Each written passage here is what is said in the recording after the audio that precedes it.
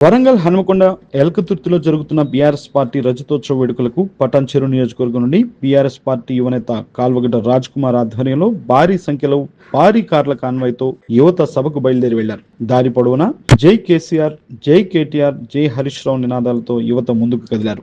వినూత్నమైన రీతిలో car roof నుంచి బీఆర్ఎస్ గులాబీ జెండాలు ఊపుతూ ముందుకు కదిలారు రాజ్ కుమార్. బండెనక బండి కట్టి జనమంతా దండు కట్టి అన్నట్లుగా సభకు రాజ్ కుమార్ యూత్ బయలుదేరి వెళ్లారు. కేసీఆర్ రాక కోసం, కేసీఆర్ ప్రసంగం కోసం యావత్ తెలంగాణ ఉత్కంఠగా ఎదురు చూస్తుందని రాజ్ కుమార్ అన్నారు. 60 ఏళ్ల తెలంగాణ కళ ఒక్క కేసీఆర్ వల్లే సాధ్యమైందని, సకల జనులను ఏకం చేయడంలో కేసీఆర్ సఫలమయ్యారని రాజ్ కుమార్ అన్నారు. కేసీఆర్ అంటే ఓ ప్రభంజనమని, కేసీఆర్ హయాంలో తెలంగాణ రాష్ట్రం సస్యశ్యామలంగా మారిందని రాజ్ కుమార్ అన్నారు. ఉద్యమ పార్టీ నుంచి రాజకీయ పార్టీగా అవతరించి 25 సంవత్సరాలు పూర్తి చేసుకున్న ప్రాంతీయ పార్టీగా బీఆర్ఎస్ పార్టీ రికార్డు సృష్టించిందని రాజ్ కుమార్ అన్నారు. కేసీఆర్ పాలన కోసం ప్రజలు ఎదురు చూస్తున్నారని, బీఆర్ఎస్ పార్టీ తిరిగి పుంజుకోవడం ఖాయమని రాజ్ కుమార్ అన్నారు. రాజ్ కుమార్ వెంట యువత భారీగా సభకు తరలి వెళ్లారు.